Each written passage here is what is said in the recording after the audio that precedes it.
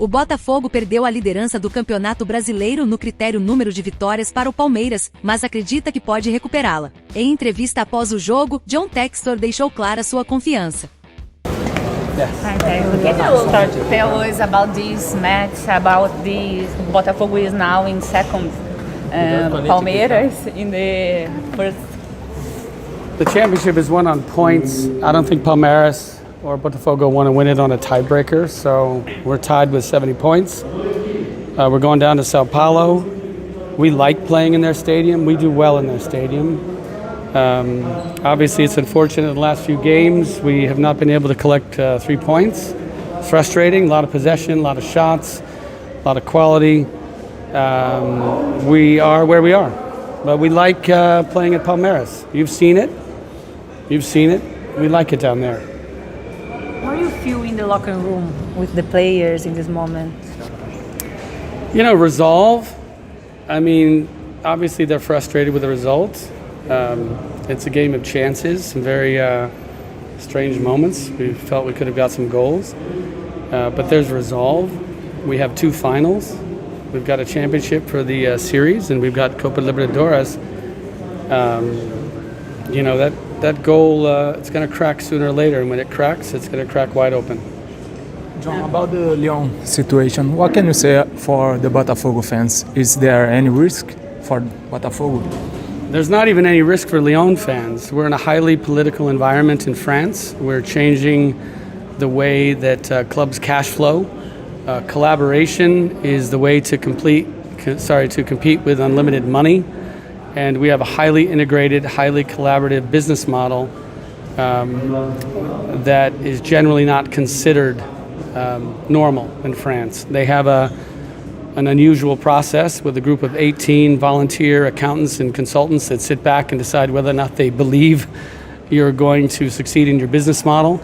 Americans, we're courageous, we charge. The people in France, they haven't seen anything like this before. So they throw out cash flows that we have, whether it's selling assets or moving players around, and they only look at the way they've been looking at it for many years. And they say, gee, we don't think they're going to be successful with their finances. That's a joke. We will not get relegated in France. We're charging for the Champions League. There is no risk to Botafogo. Botafogo is at the top of the table because we collaborate, because we bring in athletes that believe in the Eagle project, and we will not stop our business model. We will not shy away from the Eagle project. It has us at the top of the table here. It has us charging up the table there. What you saw there was a warning that if we don't settle our accounts by the end of the year, that we have a problem. Well, that's true of every French club. It has nothing to do with Botafogo other than we're a family, we collaborate. That's benefited this club, it's benefited that club, and we're going to keep doing it exactly that way. How do you think that this draw impacts on such an important week Botafogo has? You know, you'd like to go down to play Palmeiras with a lead. You know, we have to play that game right before the Cup. We're going to go down there and try and win it. But either way, to win the championship, whether we had 2 points in a lead at the end of tonight or more, to win a championship, you have to get through Palmeiras. And we knew when we saw the schedule, we were going to have to beat them at their place to win the championship. Tonight's result doesn't change that. We have to beat them.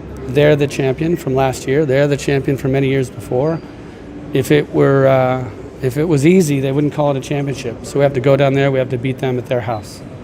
Probably this is the worst moment of Botafogo in the season, yes, the results, the sequence of results. So what you can say to the Botafogo fans, because it's the most important week too?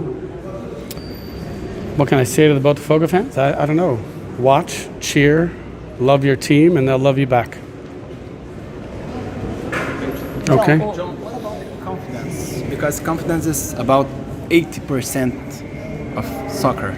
Soccer is made... What percent? 80. 80? Yeah, no? Confidence is 80%.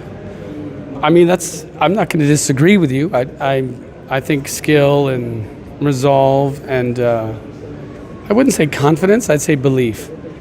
I'd say you're right. Belief is a big thing. I think this team believes. these results over the last few weeks are tough, but we're tied at 70 points, and the team knows what they need to do.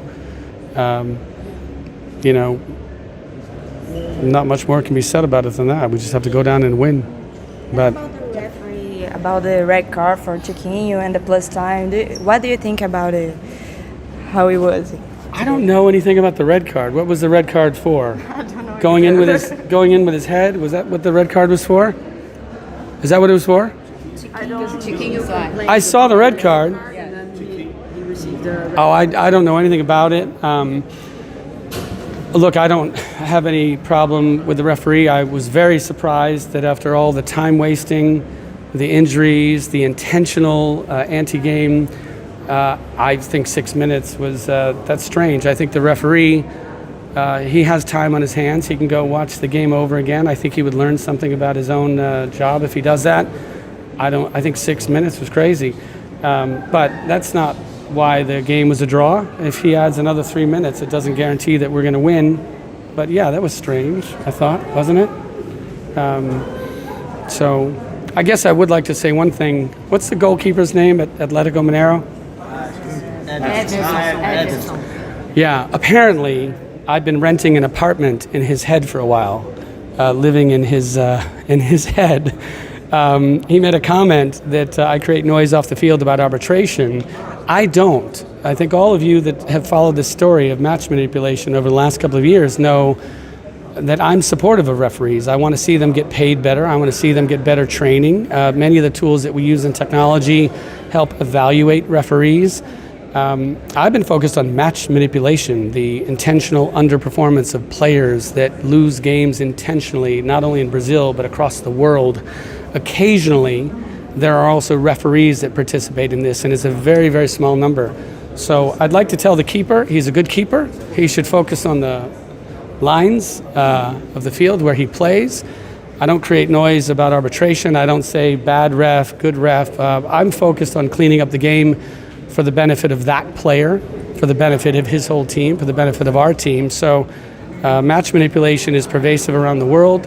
Brazil is actually doing something about it. Let that keeper know that a gentleman that confessed to manipulating matches was arrested in Dubai last week. So I'm going to keep doing my work off the field to make it a better game. He can keep doing his work on the field because he's a great keeper. And the more of his mind that I occupy, too bad for him. So What about the commission in Senate? I think they're doing a good job. Senator Portinho was right there with me, helping to catch that guy in Dubai. So they just need to keep going forward. It's the middle of the season. We have plenty of time to worry about that after the season. We're focused on winning next week in Palmeiras.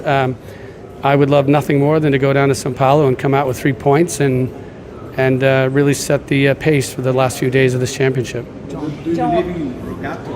Do you believe in I believe that there's a reason that he was arrested. So obviously the authorities here must have evidence on him. So he's got something to say, and I think the Senate and I think the police will listen to him. I don't believe criminals. I don't trust criminals. Why would I? But he was arrested for a reason. So I think we should pay attention. John, do you believe Atletico creates that atmosphere for disturb Botafogo in some way? No, the atmosphere that they created was a stadium with no fans. That's horrible for both teams. That was the worst atmosphere I think I've seen since COVID. There's no energy. It's not good for the away team. It's not good for the home team. No, I don't think they created an atmosphere. I think we could have played better and we should have won the game. But what did you think about what happened against Atlético Mineiro? What did you think? At the end of the game? Yes. I was watching on TV from my house, so, obviously you don't like to see a game end with that kind of controversy, but that was, you've heard me say it before, I don't have a rear view mirror. That's yesterday. Tomorrow is Palmeiras. Thank you. Bye-bye. Thank you. Compartilhe sua opinião nos comentários. E se você gostou do nosso conteúdo, não se esqueça de deixar seu like, se inscrever no canal e ativar o sininho para não perder nenhuma novidade sobre o Glorioso.